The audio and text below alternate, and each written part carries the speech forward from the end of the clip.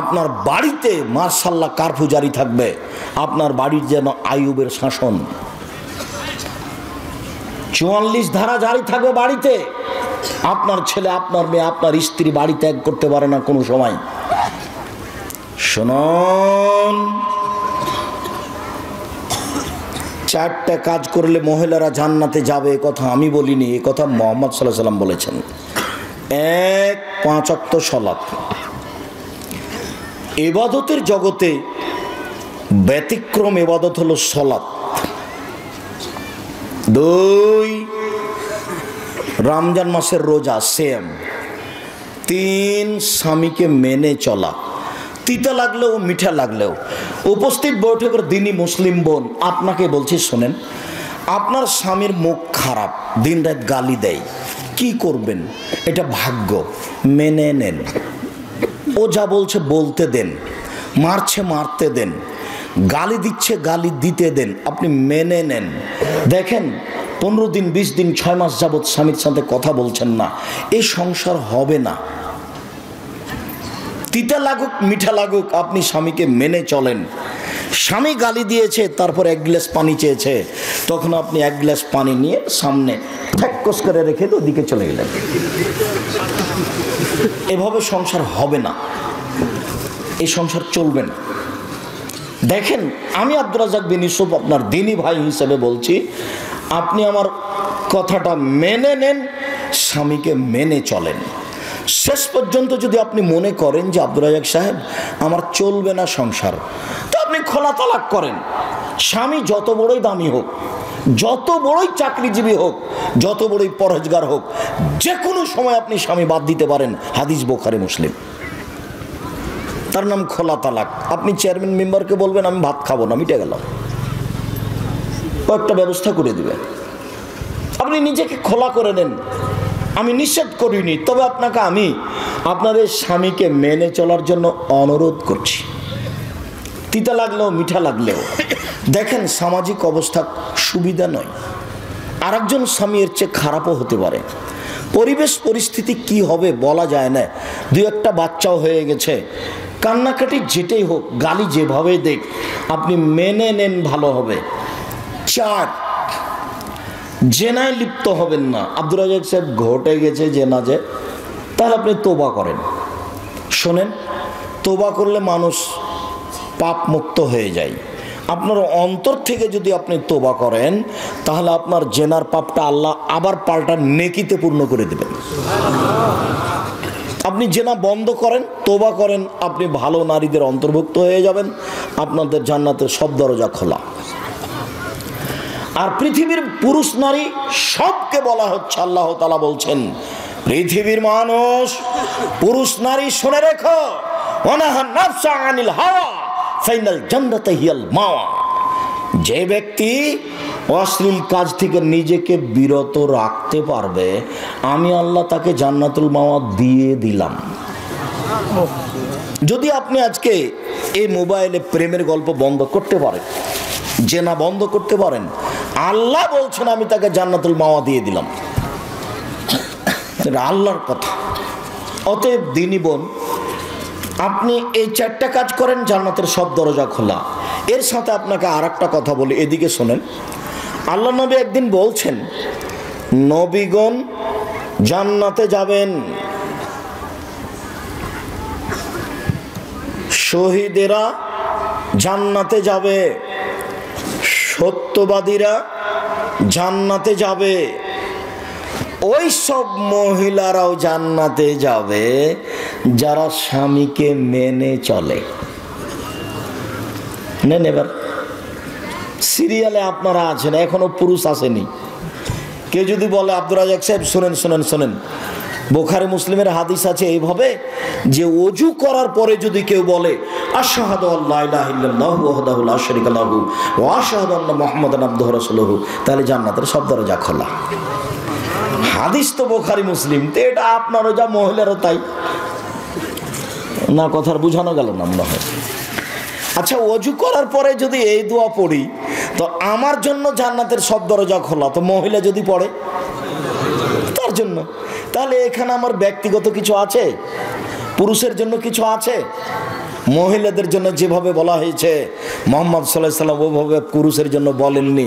শোনো, নবীগণ জান্নাতে যাবেন, শহীদেরা জান্নাতে যাবে, সত্যবাদীরা জান্নাতে যাবে, ওইসব মহিলারাও জান্নাতে যাবে যারা স্বামীকে মেনে চলে। তিনটে গুণের ভিত্তিতে মহিলারা ভালো হতে পারে, তিনটি গুণের ভিত্তিতে মহিলারা ভালো হতে পারে। এক, স্বামীর সাথে কথা বললে হাসি মুখে বলে। দুই, স্বামী আদেশ করলে পালন করে। তিন, স্বামী বাড়িতে না থাকলে নিজেকে গুটিয়ে রাখে, মোবাইলে কারোর সাথে গল্প করে না, খালার বাড়ি, ফুফুর বাড়ি, চাচির বাড়ি যায় না, এখানে সেখানে যায় না, মনে করে না যে এই সময়তে স্বামী নাই, একটু ঘুরে আসি, এই সময়তে স্বামী নাই, একটু গল্প করে নিই। এই স্বভাব নেই যার, সে হলো ভালো মহিলা। আপনি বলতে পারেন তিনটা গুণ কি? এক, ভুলে গেলেন, স্বামীর সাথে কথা বললে হাসি মুখে বলে। দুই, একটা মনে থাকে না যে স্বামী আদেশ করলে পালন করে। তিন, স্বামী বাড়িতে না থাকলে নিজেকে হেফাজতে রাখে। মনে থাকবে না? আপাতত উপস্থিত বৈঠকের দিনই মুসলিম বোন, আপনার কথা শেষ করলাম। এবার আপনাদের একটা কথা বলে আমরা দ্রুত এগিয়ে যাচ্ছি। রাসূল সাল্লাল্লাহু আলাইহি সাল্লামকে জিজ্ঞাসা করা হলো, আল্লাহর নবী, একজন স্বামী তার স্ত্রীর উপরে কি কি দায়িত্ব পালন করবে, কি করতে পারে একজন স্বামী তার স্ত্রীর? এবার আপনার পালা আসলো, তখন আল্লাহ রাসূল বলছেন, এক, আতেমা মাতায়েমতা, তুমি যে মানের খাও বউকে সে মানের খাওয়াবা। দুই, ফাকসুহা মাত্তাসাইতা, তুমি যে মানের কাপড় পরো বউকে সে মানের পরাবা। তিন, ওয়ালা তুকাব্বে, বউকে কটু কথা বলো না, বলেও কোনোদিন স্ত্রীকে গালি দিবেন না, অমুকের বাচ্চা, অমুকের বেটি, অমুক, মুখ খুলবেন না। এই ছেলে, তোমার স্বভাব পরিবর্তনের জন্য এসেছে, আল্লাহ তোমার স্বভাবকে পরিবর্তন করুক। বেটা, দিন রাত তো স্ত্রীকে গালি দাও কেন? তোমার মুখ খারাপ কেন হতো? মেয়ে রাস্তায় পড়ে আছে, মেয়ে মানুষ অনেক দামি। কিছু বোকা মহিলার কারণে আজকে মেয়েদের অবস্থা এই। মেয়ে অনেক দামি জিনিস, পৃথিবীতে এমন কোনো জিনিস নাই যেখানে শান্তি তৃপ্তি হতে পারে নারী ছাড়া। পৃথিবী এমন কোনো বিছানা নাই সেই বিছানায় শুয়ে শান্তি পেতে পারে মানুষ স্ত্রী ছাড়া। পৃথিবীতে এমন কোনো খাদ্য নাই যে খাদ্য খেয়ে মানুষ শান্তি তৃপ্তি পেতে পারে স্ত্রী ছাড়া। পৃথিবীতে এমন কোনো ব্যবস্থাপনা নেই যেখানে মানুষ শান্তি তৃপ্তি পেতে পারে স্ত্রী ছাড়া। স্ত্রী হচ্ছে পৃথিবীতে আল্লাহর পক্ষ থেকে দেওয়া শান্তি তৃপ্তির ব্যতিক্রম জিনিস।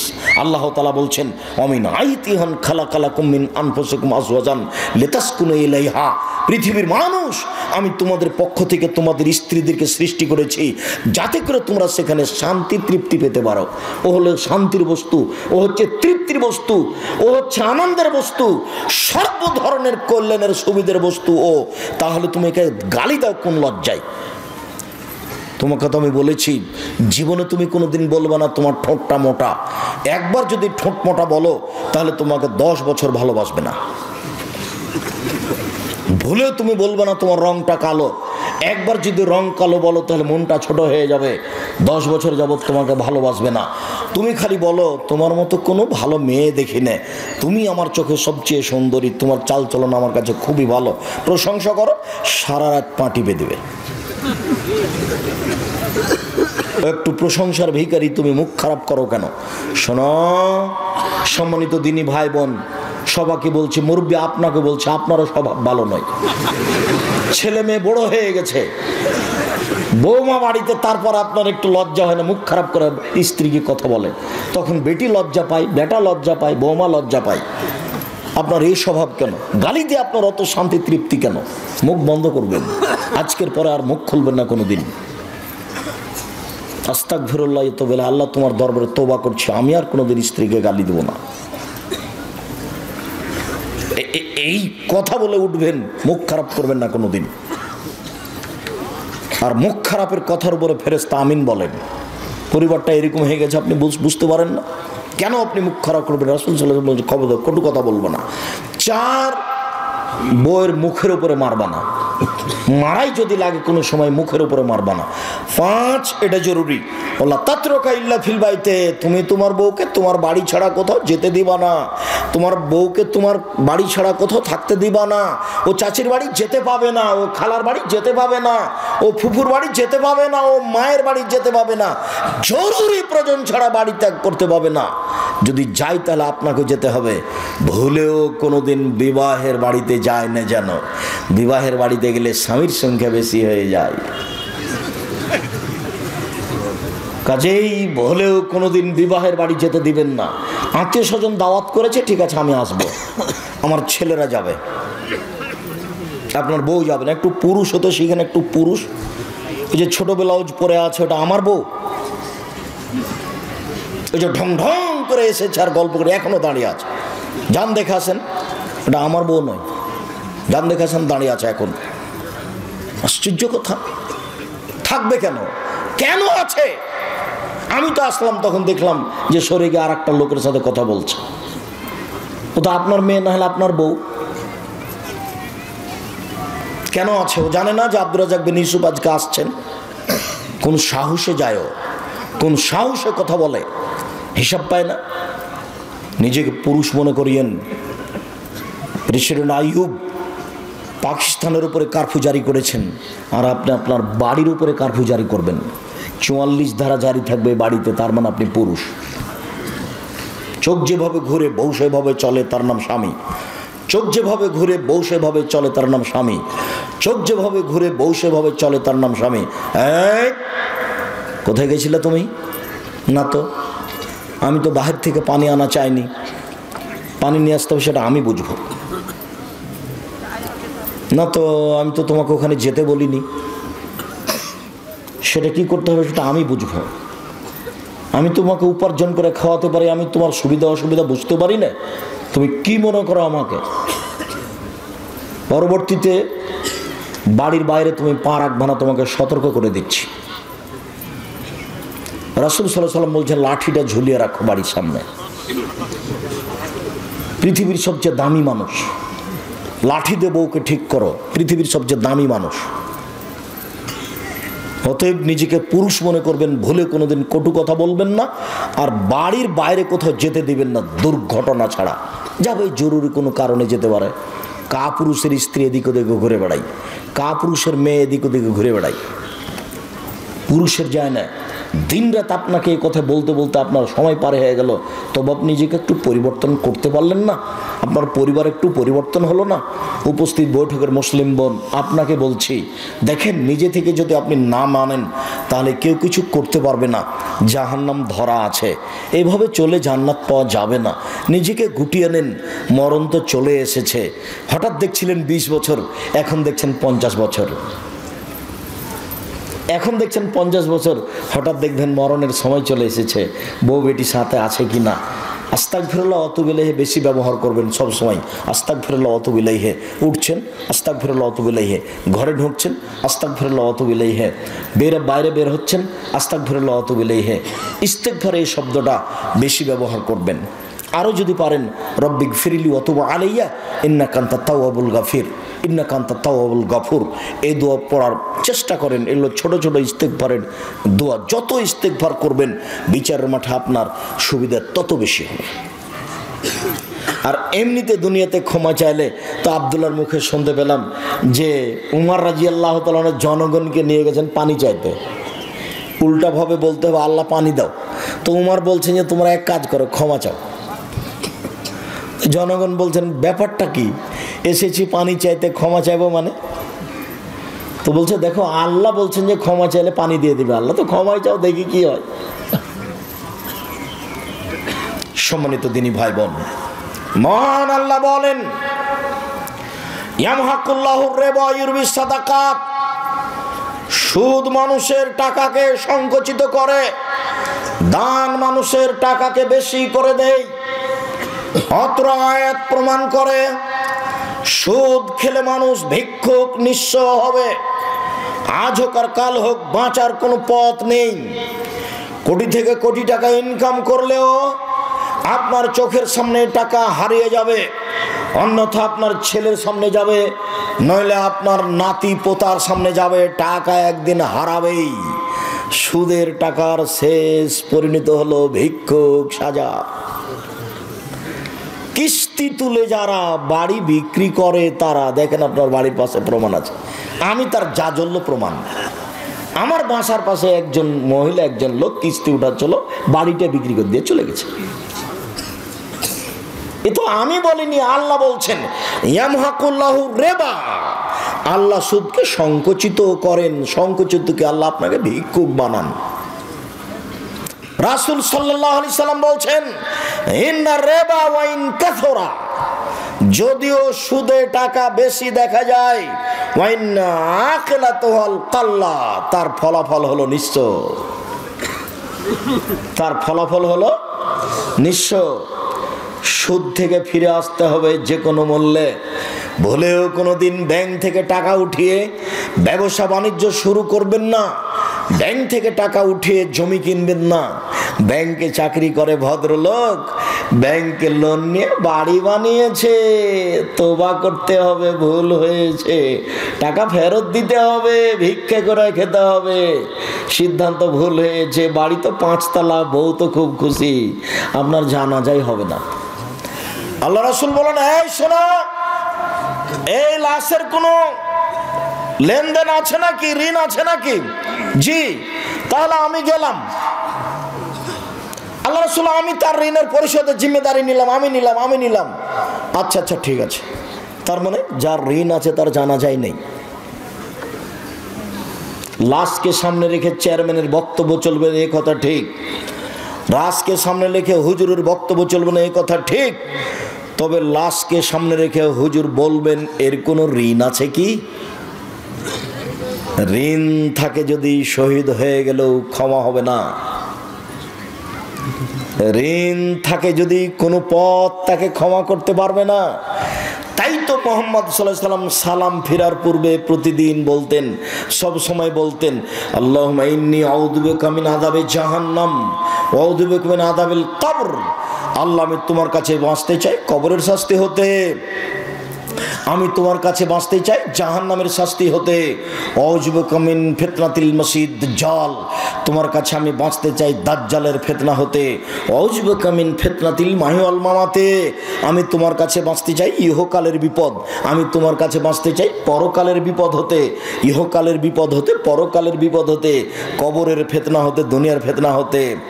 আউযু বিকা মিনাল মাসামি ওয়াল মাগরাম, তোমার কাছে বাঁচতে চাই আমি ঋণ কর্জ হতে, তোমার কাছে বাঁচতে চাই আমি বড় পাপ হতে, তোমার কাছে বাঁচতে চাই আমি ঋণ কর্জ হতে, তোমার কাছে বাঁচতে চাই আমি বড় পাপ হতে।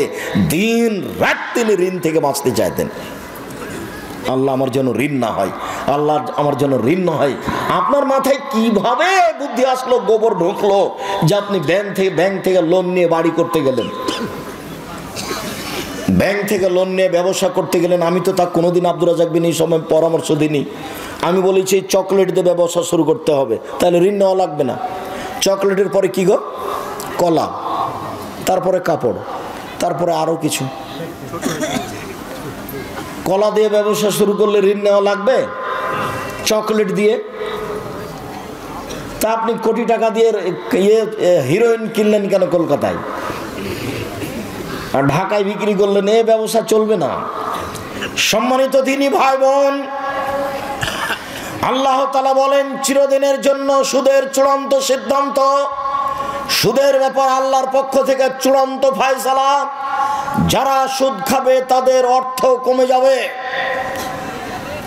রাসূল সাল্লাল্লাহু আলাইহি সাল্লাম বলেছেন সুদ দেখতে বেশি লাগে বটে, সুদের পরিণাম হলো নিঃস্ব ভিক্ষুক হওয়া।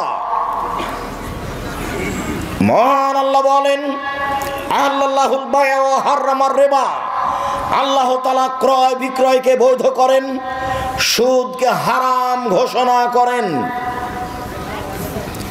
জাবের রাদিয়াল্লাহু তাআলা আনহু বলেন লানা রাসূলুল্লাহ সাল্লাল্লাহু আলাইহি ওয়াসাল্লাম আকালার রিবা। পৃথিবীর মানুষ শুনে রাখো, আল্লাহর নবী অভিশাপ করেন যারা সুদ খায় তাদের উপরে অভিশাপ। যারা সুদ দেয় তাদের উপরে অভিশাপ, যারা সুদের অঙ্ক কষে তাদের উপরে অভিশাপ, যারা সুদের উপরে সাক্ষী থাকে তাদের উপরে অভিশাপ। অকালহুম সাওয়া, তিনি বলেন সবাই সমান। বলেও কোনোদিন আপনি মনে করবেন না ইসলামী ব্যাংকে চাকরি করা জায়েজ। এ দেশে কোনো ইসলামী ব্যাংক হিসাবে রাসূলের পদ্ধতিতে কোনো ব্যাংকিং ব্যবস্থা নেই। সবারই সম্পর্ক আছে বাংলাদেশ ব্যাংকের সাথে। অতএব কে 100% নিখুঁতভাবে ব্যবসা করছে এই কথা বলতে পারে না। আরো অবাক কথা যে আমি 5 লক্ষ টাকা 10 লক্ষ টাকা রেখেছি ব্যাংকে, প্রতি মাসে আমাকে 1 লক্ষতে 1000 করে টাকা দেয়। ব্যবসা কি এত নিরাপদে হয়? ব্যবসা মানে হলো আমি সাপাহার বাজারে তরি তরকারি কিনলাম, ট্রাক ভর্তি করে নিয়ে গেলাম রাজশাহীতে বিক্রি করব বলে, রাস্তায় গাড়িটা অ্যাক্সিডেন্ট হলো, সবজি নষ্ট হয়ে গেল, তার নাম ব্যবসা। কিনেছিলাম 10,000-এ হলো 10,500, তার নাম ব্যবসা। কিনেছিলাম 20,000-এ হয়ে গেল 15,000, তার নাম ব্যবসা। আরে নিরাপদে প্রতি মাসে আমার জন্য 10 লক্ষতে 10,000, 10 লক্ষতে 10,000, 10 লক্ষ। ধর্ম পাগল হয়ে গেছে। धर्म राजशाही चांपाइनबाबगंज हवाई लड्डू दोनों हाथ में लड्डू है, जो चाहे उसको खा ले, जो चाहे उसको छोड़ दे। भूल हिसाब व्यवसाय तो निरापद होते पारे ना। অতএব এই দেশের মাটিতে ব্যাংকিং ব্যবস্থায় চাকরি করে পয়সা উপার্জন বৈধ হবে এ কথা অসম্ভব। এ দেশে এমন কোন এনজিও নেই যে এনজিওতে চাকরি করে সেই পয়সা দিয়ে চাউল কিনে ভাত খেয়ে ইবাদত কবুল হতে পারে। ভুল হিসাব। হুজুর যা বলেছেন তা ভুল বলেছেন। এই দেশে যে সন্দেহযুক্ত ব্যবসা আছে সেই সন্দেহযুক্ত ব্যবসা ছেড়ে দিয়ে জীবিকা নির্বাহ করতে হবে। বেশি দিন বেঁচে বেশি পয়সা অবৈধভাবে উপার্জন করার চেষ্টা করিয়েন না, যেহেতু এক সময় যেতেই হবে পৃথিবী ছেড়ে। কাজে এত কিছু হিসাব করা ঠিক হবে না। এই ছেলে, আচ্ছা তোমার আব্বার কথা বলি, তোমাকে বাদ দিলাম, তোমার বাপ বেশি কষ্ট পাবে তো সেই জন্য। তো এখন তো সব জমি কিয়ার হয়ে গেছে। চাঁপাইনবাবগঞ্জে দিয়ারে জমি তো কিয়ার ছিল না, তো ধান জমি মেপে ধান বোনা হতো, জমি মেপে ধান কাটা হতো। তো এখন তোমার বাপ ফাঁড়ি দিচ্ছে, ফাঁড়ি বুঝো ফাঁড়ি, তো সামনে একটা ধানের থোপ পড়েছে, এটা তোমার বাপ কোন দিকে করবে? তোমার বাপ কোন দিকে করেছে জিজ্ঞাসা করিও। মানে জাহান্নাম চলে গেছে, তাহাজ্জুদ দিয়ে হবে না। বাপ একটা বুদ্ধি করো, আল্লাহ কিভাবে কি করেছে এখন তো হিসাব দিতে পারবো না। তো যাক 10,000, 20,000, 50,000 টাকা জামিয়া সালাফে বাইতুল হাম জামে মসজিদে দিয়ে দিলাম, আল্লাহ তুমি বাঁচা। পথ সহজ একটা হতে পারে, নিরুপায় এই পথটা অবলম্বন করা যেতে পারে। 10-এর পয়সা ক্ষমা হওয়ার কোনো পথ নেই, আর একজনের হক ক্ষমা হওয়ার কোনো পথ এভাবে নেই। তার কাছে ক্ষমা নিতে হবে, ধান ফেরত দিতে হবে, না হলে একটা পথ অবলম্বন করলে হতে পারে পথ আল্লাহ আলাম। সম্মানিত দিনী ভাই বোন, যত পথ আছে সুদের সব পথ বন্ধ। আব্দুল্লাহ ইবনে হানজালা গাসিল রাদিয়াল্লাহু তাআলা আনহু বলেন, রাসূল সাল্লাল্লাহু আলাইহি সাল্লাম বলেছেন, দিরহাম রিবা ইয়াকুলু রাজুলু ইয়ালাম আসাদ মিন সিত্তাতি ওয়া সালাসিনা জিনিয়া। কেউ যদি জেনে শুনে 1 টাকা সুদ খায়, 36 বার জেনা করে যত পাপ হবে, 1 টাকা সুদ খেলে তার চেয়ে বেশি পাপ হবে। সম্মানিত দিনী ভাই বোন, পাপের চেয়ে বড় আছে, তবে ভাষা এত কঠিন নেই। পাপের চেয়ে বড় আছে, তবে ভাষা এর চেয়ে কঠিন নেই। এই ছেলে, ওই যে তোমার পাশ থেকে, ওই যে আপনার পাশ থেকে লোকটা বা ছেলেটা উঠে চলে যাচ্ছে, আপনি নিষেধ করেন না? আমি তো বেশি ক্লান্ত, আমি তো এখান থেকে বের হয়ে লক্ষ্মীপুর যাব, নোয়াখালী প্রতিষ্ঠানে উঠব। আমি তো এসেছি সাতক্ষীরা থেকে এসে প্রতিষ্ঠানে থেকেছি, কাজ করেছি, তারপরে জোহরের পরে ফতোয়া বোর্ডে বসেছি। আপনাদের মাসিক আল ইতেসামের ফতোয়া বোর্ড হয় প্রতি মাসে। আপনাদের একটা অতীব গুরুত্বপূর্ণ পত্রিকা আছে, মাসিক আল ইতেসাম পত্রিকা। সম্মানিত দিনী ভাই বোন, সব কিছু হারিয়ে গেলে মাসিক আল ইতেসাম পত্রিকা হারায় না যেন। আমার জীবনে বড় স্বাদ আমি এই দেশের মাটিতে উন্নত মানের প্রতিষ্ঠান গড়বই গড়ব।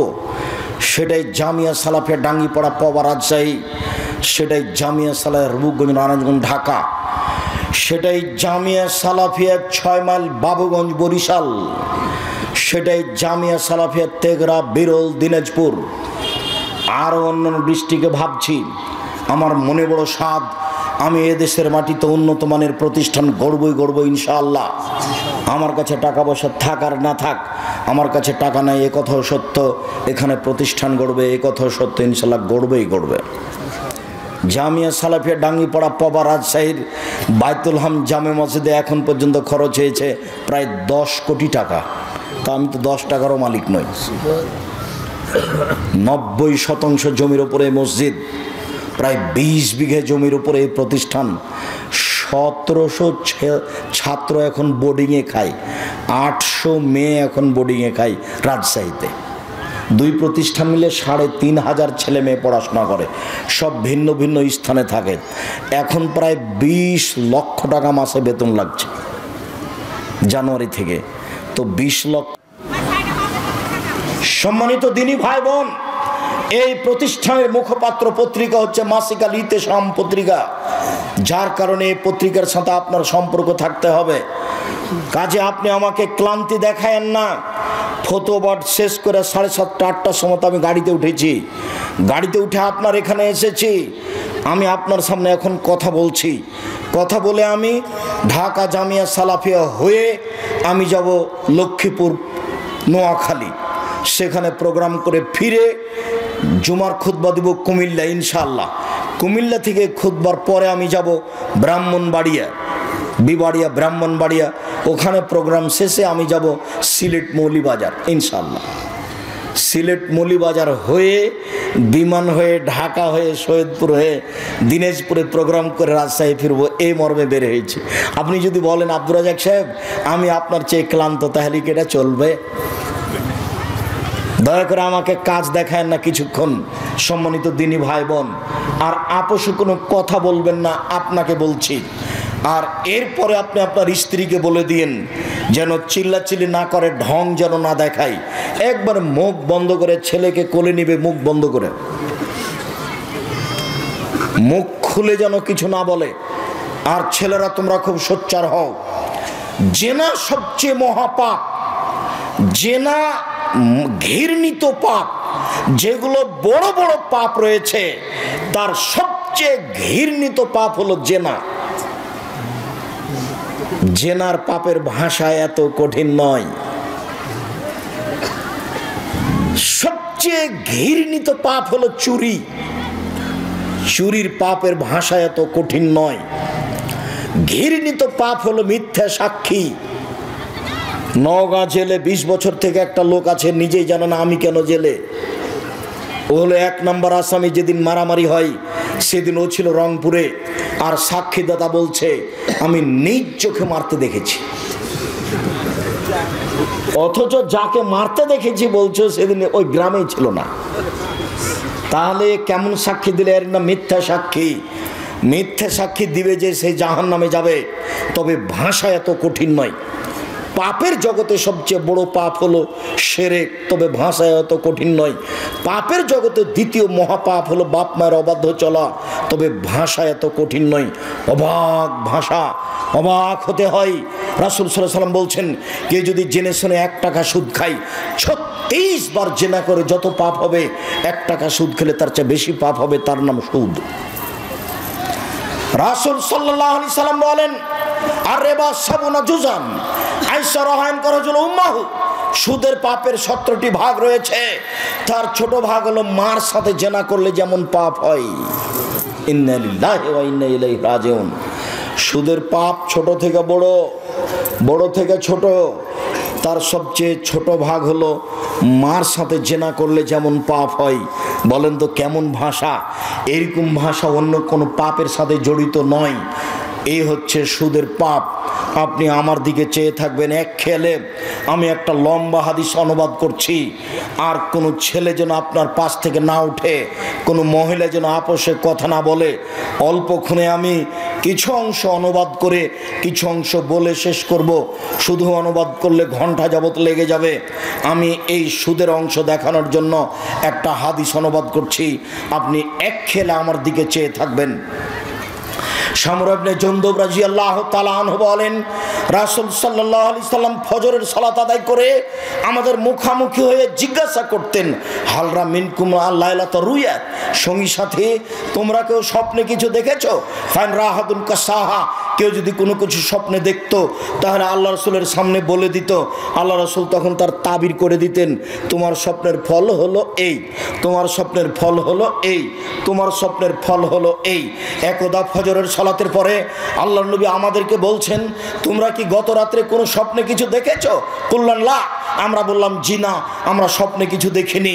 তখন আল্লাহ রসুল নিজে বলছেন, শোনো, ইন্নী রাআইতু লাইলাতা রাজুলাইনি, আমি গত রাত্রে দুইটা লোককে স্বপ্নে দেখলাম। ফাতায়ানি, তারা দুইজন আমার কাছে আসলো।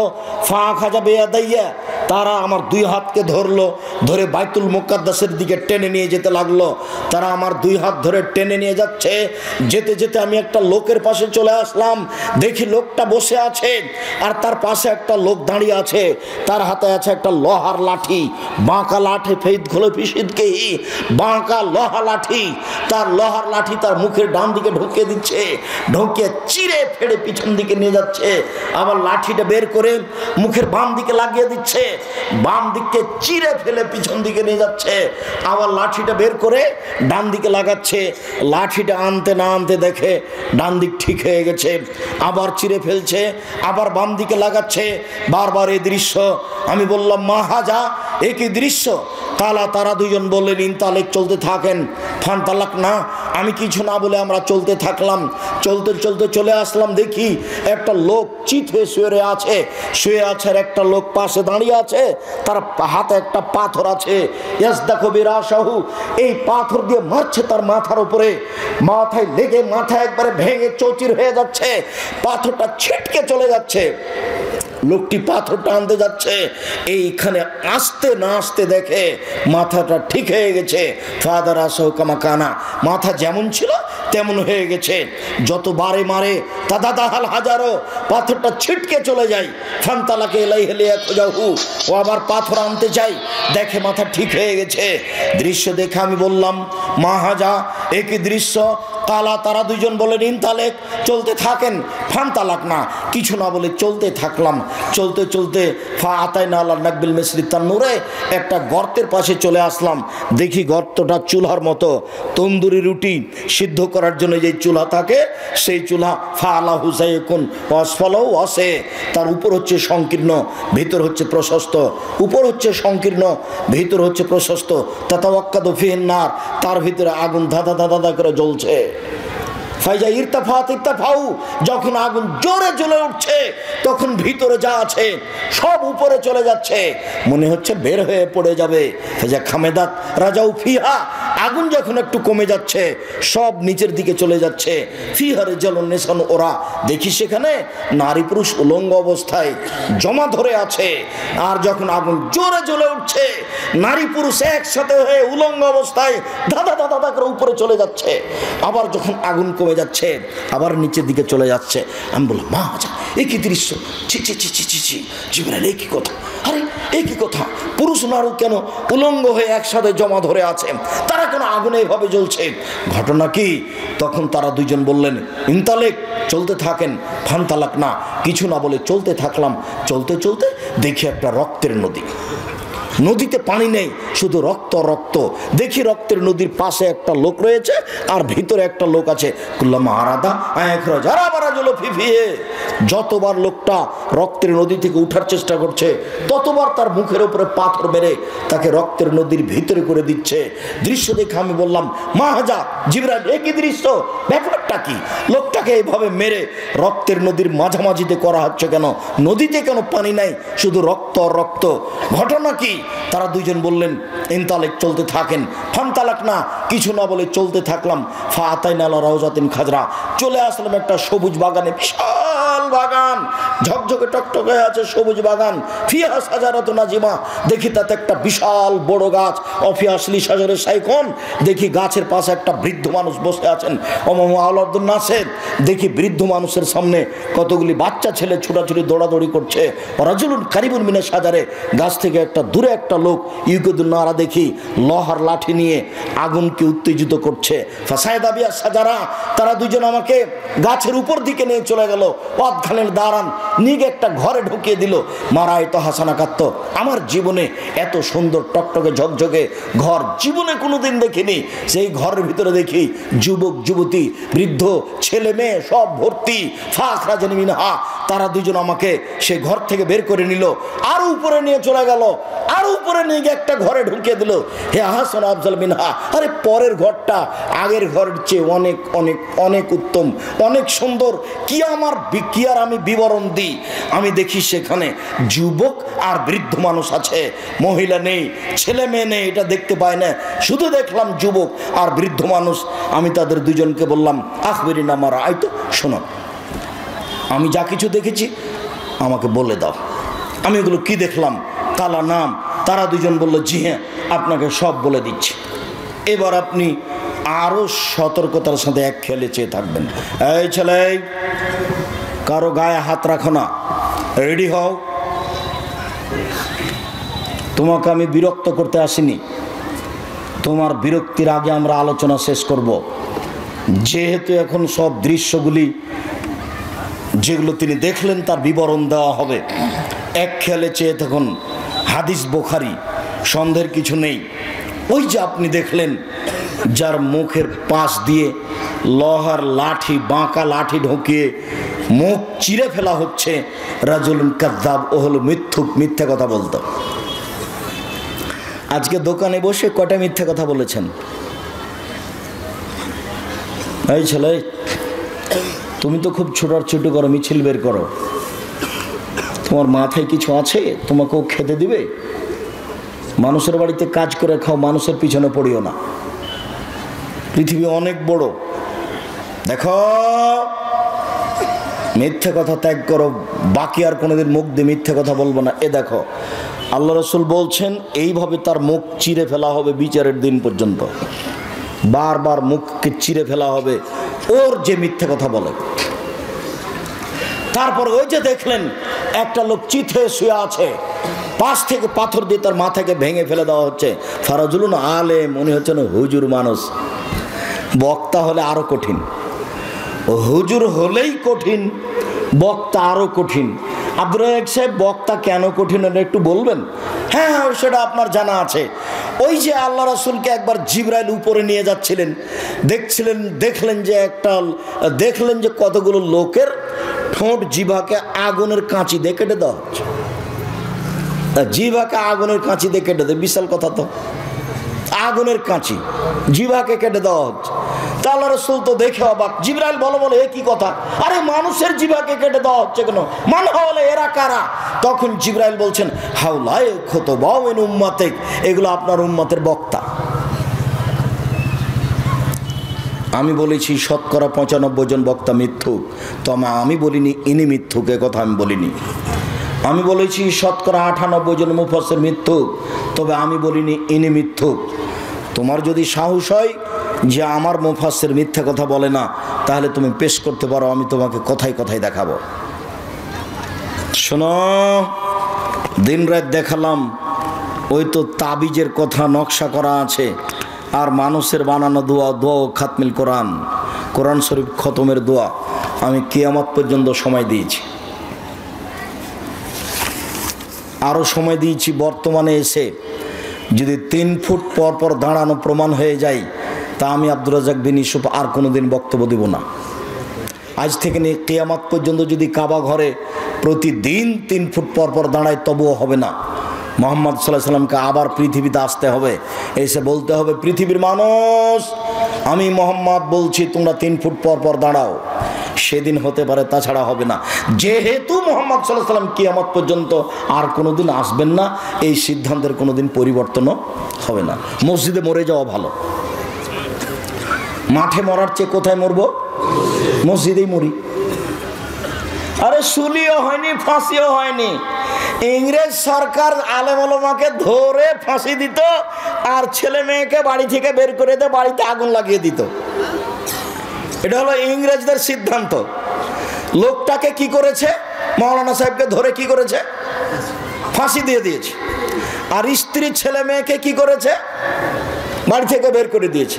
তারপর বাড়িটাকে কি করেছে? আগুন দিয়ে জ্বালিয়ে দিয়েছে। তো ওই বেশি মাজলুম না আপনি? আপনার শুলিও হলো না, ফাঁসিও হলো না, আর আপনি বলেন হ্যাঁ বেশি মানুষ আসবে না, বেশি মানুষ আসবে না 3 ফুট পর পর। আর আপনি একটা মসজিদের সর্দার সভাপতি, দাড়ি ছোট করা চাচা আছে, আর আপনি বলছেন হ্যাঁ বেটা 3 ফুট পর পর দাগ দাও, 3 ফুট পর পর দাগ দাও, যে লাল কালি দিয়ে দাগ দিলে দিন 3 ফুট পর পর। ও দাড়ি চাচা সভাপতি সেক্রেটারি, আমি আব্দুর রাজ্জাক বিন ইউসুফ আপনাকে সভাপতিও করিনি, সেক্রেটারিও করিনি, করবও না। আর আপনাকে আমি হিসেব করে আমার জীবনে কোনোদিন কথা বলিনি, বলবও না। পয়সা নিয়ে আমাকে বক্তব্য দিতে হবে এটা না। কালকে আমি সাতক্ষীরা থেকে এসেছি, 1 পয়সা দেয়নি, 1 পয়সা নয়। তো সাতক্ষীরাতে তো গাড়িটা এমনি আসবে না নাকি? এমনি আসবে? এরকম কতদিন আছে, কতদিন আছে। একবারে দিনাজপুর থেকে এসেছি, সে একবারে শেষ প্রান্ত, 1 পয়সা দেয়নি। পরীক্ষা করে দেখছে, দেখি কি হয়। আর এ তো সাপাহার, এটা তো নওগাঁ, এটা তো হিসাবই নাই। আর পিছন থেকে একজন বলছে যে এই মাঠে নাকি কম টাকা দিয়েছে, সেজন্য নাকি আসছেন না। আমি কখন এসেছি এটা আমার মনে নাই, আল্লাহ মাফ করো। শোনো এই ছেলে, শোনো, আমার উপরে কোনো মন্তব্য করো না, না জেনে। তোমার মন্তব্যটা হয়ে যাবে মন্তব্য হয়ে যায় হিংসা করে। ভুলেও কোনোদিন কারো পাল্লা তো পড়ে, অন্তত আমি আব্দুর রাজ্জাক বিন ইউসুফ, আমার উপরে কোনো মন্তব্য করো না। আল্লাহর কসম, আল্লাহর কসম, আমি আমার জীবনে কোনোদিন স্বার্থ নিয়ে একটা পা ফেলেছি তা আমার মনে নেই। কেউ যদি আমার সামনে প্রমাণ করে দিতে পারে যে আব্দুর রাজ্জাক সাহেব একদিন আমার কাছে পথ খরচ পাথেও চেয়েছিল, তাহলে আমি আর কোনোদিন বক্তব্য দেব না। আচ্ছা, টাকা কম দিয়েছিল সেই জন্য অনেক দিন পরে আসলাম, এটাই হলো। কিন্তু পাথেও চেয়েছিলাম কি? এটা কি তুমি বলতে পারো? যখন আমার হাতে টাকা দিয়েছিলে তখন আমার মুখখানটা একটু কালো কালো, কেমন কেমন দেখলে, এরকম মনে হয় কি?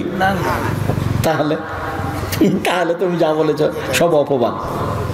তুমি নিজেও গেছো খামাখা আর হিংসা করে আর একজনের পাল্লায় পড়ে কি করেছো তুমি? কত মানুষ আমার কাছে যেখানে সেখানে ক্ষমা চাই, মোবাইলে ক্ষমা চাই, সাক্ষাৎ হলে ক্ষমা চাই। আচ্ছা ঠিক আছে, আপনি বললেন যথেষ্ট, আল্লাহ আপনাকে মাফ করুন।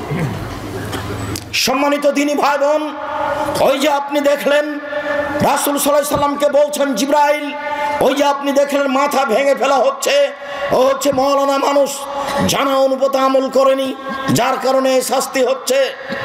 অনেক কথা আলেমের ব্যাপারে আছে, তা আমি এখানে বলছি না, তবে উপদেশ বইয়ে পড়তে হবে, উপদেশ বই রাখা জরুরি। কে বড় ক্ষতিগ্রস্ত, কে বড় লাভবান রাখা জরুরি। রিজিক রাখতে আপনি বাধ্য, অন্তত রিজিক বইটি 10 বার পড়বেন। আব্দুল্লাহ লিখা মিন্নাতুল বারি নিজের ছেলের লিখা মনে করবেন, বুখারীর ব্যতিক্রম ব্যাখ্যা মিন্নাতুল বারি মনে করবেন আমার নিজের ছেলে রেখেছে, আমি একটু লিখেছে, একটু বইটা পড়ে দেখি, আমার আদরের ছেলে লিখেছে, বইটা একটু পড়ে দেখি। এইভাবে আপনি একটু ভালোবাসা দেখিয়ে পড়বেন, অনেক উপকার হবে, আশা রাখি ইনশাআল্লাহ। সম্মানিত দিনী ভাই বোন, আমি বলছিলাম রাসূল সাল্লাল্লাহু আলাইহি সাল্লামকে তারা বললেন, ওই যে আপনি দেখলেন একটা গর্তে আগুন জ্বলছে, ধাঁধা ধাঁধা করে জ্বলছে, আর তারা উলঙ্গ অবস্থায় পুরুষ নারী জমা ধরে আছে। আগুন যখন জোরে জ্বলছে উপরে চলে যাচ্ছে, আবার যখন আগুন কম হচ্ছে তখন নিচে চলে যাচ্ছে। অমজনাতা জাওয়ানি, ওরা হচ্ছে ব্যভিচারনী। যারা জেনা করেছে জীবনে, তারাকে উলঙ্গ অবস্থায় জমা করে দেওয়া হয়েছে, জমা করে দিয়ে আগুনের ভিতরে ফেলে দেওয়া হয়েছে। জ্বলছে, জ্বলতে জ্বলতে আগুন জ্বরে উঠলে উপরে যাচ্ছে, আবার নিচে চলে আসছে। রাসূল সাল্লাল্লাহু আলাইহি সাল্লাম অন্য এক বর্ণনায় বলেছেন যে আমাকে জিবরাইল এবং মিকাইল নিয়ে গেল, দেখি হঠাৎ করে অনেক মানুষ আসাদ্দ ইন্তেফাখান ফুলে ফেপে বিশাল বিশাল আকৃতি হয়ে আছে, 30-40 হাত উঁচু উঁচু লাশ পড়ে আছে, এত গন্ধ, মনে হচ্ছে গ্রামের টয়লেট, মনে হচ্ছে গণশৌচাগার, মনে হচ্ছে গ্রামের টয়লেট, মনে হচ্ছে গণশৌচাগার, গন্ধে টিকা যায় না। আমি বললাম, জিবরাইল মান হাউলা, এরা কারা জিবরাইল? তখন জিবরাইল বললেন, অহমদ জোনাতা জাওয়ানি, এরা হলো ব্যভিচারনী। একটা হাসান হাদিস, অনেকে বলতে চেয়েছেন হাসান ও নয় জয়ীব, হাসান হাদিস, রাসূল সাল্লাল্লাহু আলাইহি ওয়াসাল্লাম বলেছেন, যেসব মহিলারা জেনায় লিপ্ত হবে ওদের লজ্জা স্থানের গন্ধে জাহান্নামীরা জাহান্নামে থাকতে পারবে না। যেসব মহিলারা জেনায় লিপ্ত হবে ওদের লজ্জা স্থানের গন্ধে জাহান্নামীরা জাহান্নামে টিকতে পারবে না। জিবরাইল একই কথা, আরে এত ফুলে ফেপে কে তারা, এত কেনা মোটা মোটা? জিবরাইল বললেন, ওরা হলো ব্যভিচারনী। এই যে দেখছেন উলঙ্গ অবস্থায় জমা হয়ে জ্বলছে, এরা হলো ব্যভিচারনী। তারপরে আপনি দেখলেন একটা লোক রক্তের নদীতে পড়ে আছে, যতবার উঠতে চেষ্টা করছে ততবার পাশ থেকে পাথর মেরে তাকে রক্তের মাঝামাঝিতে করে দেওয়া হচ্ছে। ওহ আকেলু রেবা, ও হচ্ছে সুদখোর। লম্বা হাদিস অনুবাদ করে আসছি এই বাক্যটার কারণে। কেউ যদি 1 টাকা সুদ খায়, 36 বার জেনা করলে যত পাপ হবে, 1 টাকা সুদ খেলে তার চেয়ে বেশি পাপ হবে। 2, সুদের পাপের 17টি ভাগ রয়েছে, ছোট ভাগ হলো মার সাথে জেনা করলে যেমন পাপ হয়। দেখেন তো ভাষাটা কেমন, মানুষ মার সাথে জেনা করবে, মার সাথে জেনা করলে যেমন পাপ হয়।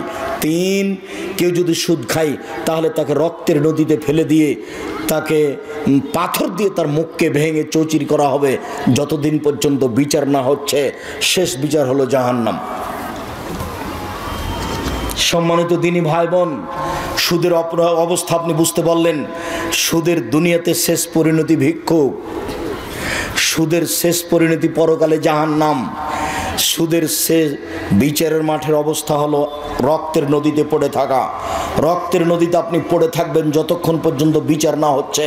এই ছেলে, সিরিয়াল বলো, মনে করে নিয়ে যেতে হবে। এই ছেলে, খেয়াল করো এদিকে। 1, সুদের শেষ পরিণতি দুনিয়াতে কি? ভিক্ষুক হওয়া। আমি বুঝছি টাকা বেশি হলো তার ফলাফল এই। 2, কেউ যদি 1 টাকা সুদ খায় তাহলে সেটা কি হলো? 36 বার জেনা করার সমান পাপ হলো, তার চেয়ে বেশি। 3, সুদের পাপের 17টি ভাগ রয়েছে, ছোট ভাগ হলো মার সাথে জেনা করলে যেমন পাপ হয়।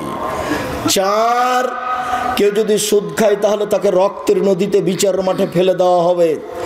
যতক্ষণ পর্যন্ত বিচার শেষ না হচ্ছে ততক্ষণ পর্যন্ত কোথায় থাকবে?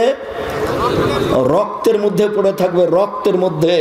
আর পাশ থেকে বারবার তার মুখের উপরে পাথর মারা হবে। আজ থেকে তওবা করে এইভাবে আস্তাগফিরুল্লাহ ওয়া আতুবু ইলাইহি, আস্তাগফিরুল্লাহ ওয়া আতুবু ইলাইহি। আপনাকে আমি আশ্বস্ত করে যাচ্ছি আর একটা জরুরি। এই ছেলে, থামো, আমি দোয়া পড়ছি, কথার শেষে এসেছি। আমি আপনাকে আশ্বস্ত করছি দিনী ভাই বোন, শোনেন, আজকেই যদি তওবা করতে পারেন, আল্লাহ আমি সুদের লেনদেন বন্ধ করলাম, ইনশাল্লাহ সব পাপ ক্ষমা হয়ে যাবে। কেন? এই পাপ কার সাথে জড়িত? আল্লাহর সাথে জড়িত। কাজে নিরাশা হবেন না। এরপরে আপনি যে দেখলেন গাছের পাশে একজন বৃদ্ধ মানুষ, তিনি হচ্ছেন ইব্রাহিম আলাইহিস সালাম, সামনে কতগুলি বাচ্চা ছেলে। তারপর আপনি যে দেখছেন উনি হচ্ছেন জাহান্নামের মালিক, আগুন উত্তেজিত করছে।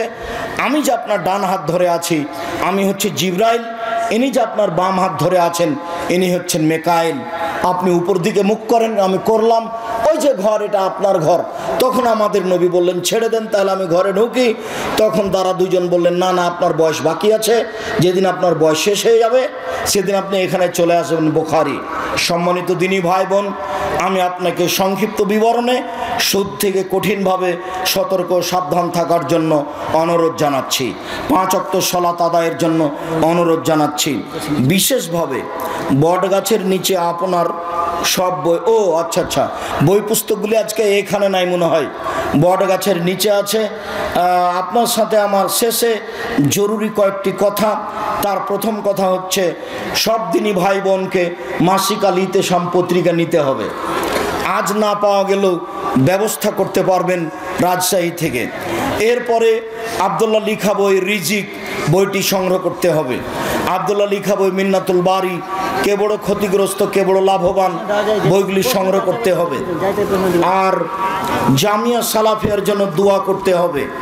রূপগঞ্জ, নারায়ণগঞ্জ, ঢাকায় মার্চের 4-5 মার্চ দেশের সব বড় বড় আলেম ওলামা উপস্থিত থাকবেন, সবাই সেদিন উপস্থিত হবেন। আমি আপনাদের কয়েকটা জিজ্ঞাসার উত্তর দিই, সবাই আপনারা বট গাছের দিকে আগিয়ে যাবেন, ওখানে সব বই পুস্তকগুলি আছে। এখানে হয়তো বা ভিড় হয়, মানুষের নেওয়া অসুবিধা হয়, যার কারণে ওখানে ব্যবস্থা করা হয়েছে। আপনারা বইয়ের যেটা মূল্য সেটাই, রিজিক বইয়ের মূল্য ৭০ টাকা, মিন্নাতুল বারি সম্ভবত 200 বা 250 টাকা। আর কে বড় ক্ষতিগ্রস্তর খবর আমার এখন জানা নাই। দুয়ার বই থাকলে 80 টাকা মূল্য। 42টা সহি হাদিস আছে হাত তুলে দোয়া করার দুয়ার বইয়ে। আমার দিনী ভাই বোন সকলের জন্য দোয়া কামনা করে বলি, আমার ভাই হওয়ার পর মারা গেছে, তাহলে কি তার নাম রেখে মাটি দিতে হবে? নাম রাখতে পারেন, তবে আকিকা হবে না। জন্মের পর পর নাম রাখা যায়, আকিকার জন্য 7 দিন লাগে। 7 দিনের আগে বাচ্চা মারা গেলে আকিকা লাগবে না। আমরা 2 ভাই, এক ভাই মারা গেছে, কেউ বলল আমরা বলি যে আমরা 2 ভাই বলা কি ঠিক? বলতে পারেন, এক ভাই আছে আর এক ভাই মারা গেছে, তাতে সমস্যা নেই। ও আর আছে শেষ মনে হয়।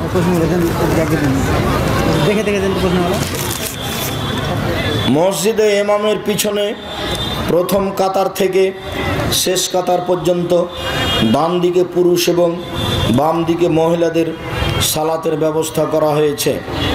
পিছনের বারান্দা পুরো ফাঁকা থাকা সত্ত্বেও এভাবে সলাত আদায় করলে সলাত হবে কি? সলাত হয়ে যাবে। সলাত হবে না কিছু নেই, তবে বারান্দায় তাদের ব্যবস্থা করতে হবে, পাশে নয়। কেননা বুখারী মুসলিমের হাদিস ওদেরকে পিছনে দাঁড়াতে হবে, আর নাহলে ভিন্ন স্থান হতে হবে। 2 তলা করেন, ওরা 2 তলায় যে ভিন্ন স্থানে নইলে পিছনে। যে কয়েকদিন পড়েছেন পিছনে ব্যবস্থা করেন, নাহলে উপরে ব্যবস্থা করেন। স্বামী রমজান মাসের সব সিয়াম কাজা করে মারা গেছে, স্ত্রী তার পক্ষ থেকে সিয়াম পালন করতে পারবে কি? জি না। দিন প্রতি 1.25 কেজি করে চাউল কাফারা দিয়ে দিতে হবে।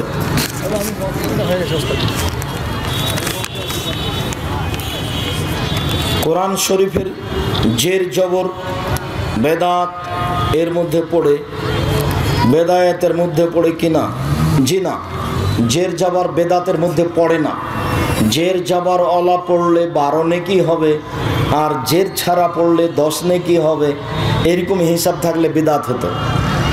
জের যাওয়ার প্রয়োজনে দেওয়া হয়েছে, যাদের প্রয়োজন নেই তাদের লাগবে না।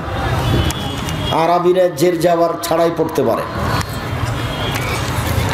নামাজে হাত কবজির উপর না কনয়ের উপর?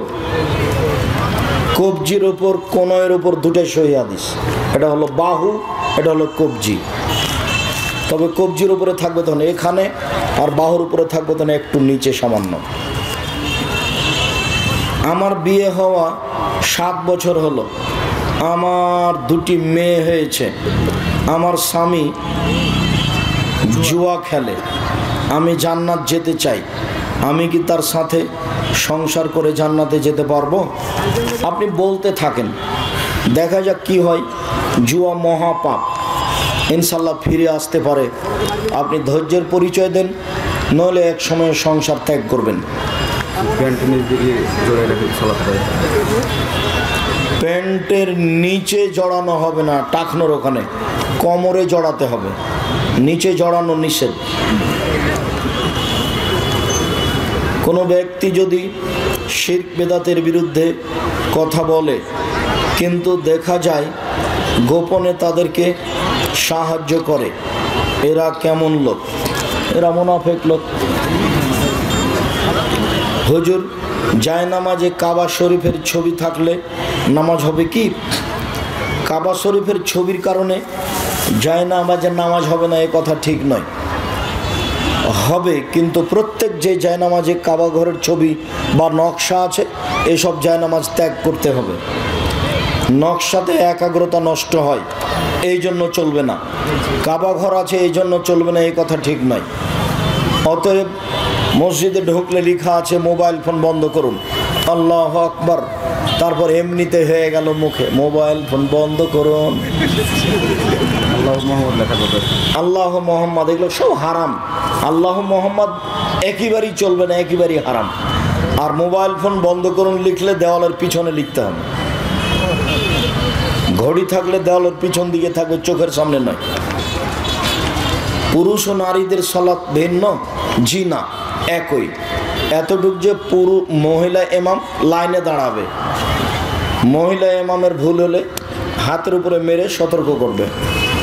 স্বামী স্ত্রী একসাথে কিভাবে সালাত আদায় করবে? স্বামী আগে দাঁড়াবে, স্ত্রী পিছনে দাঁড়াবে। স্বামী একামত দিয়ে সালাত শুরু করবে। কোরআন তেলাওয়াত শেষে কি পড়বে? সুবহানাকা ওয়া বিহামদিকা আশহাদু আল্লা ইলাহা ইল্লা আনতা আস্তাগফিরুকা ওয়া আতুবু ইলাইক। সহবাসের পর কি কিছু পান করা হালাল? সহবাসের পর সব কিছু খেতে পারে, সব কিছু করতে পারে, তবে ওযু করে বা তায়াম্মুম করে করবে, এটাই ভালো হবে। গোসল না করে খেতে পারে, রান্না করতে পারে, করা যাবে না বললে শিরক হবে। স্বামী মারা গেলে কি নাকফুল খুলে দিতে হবে? দেওয়া যাবে না। স্বামী মরলে নাকফুল খুলতে হবে, এটাই হিন্দুদের নীতি। স্বামী মারা গেলে গয়না খুলতে হবে, এটাই হিন্দুদের নীতি। খুলতে হবে না। 4 মাস 10 দিন এই মহিলার নতুন কোনো সাজগোজ করতে পাবে না,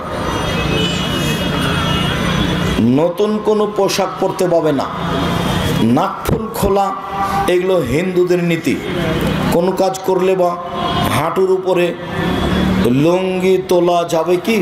প্রয়োজনে যাবে, প্রয়োজনে মাল কাঁচা মেরে কাজ করবেন।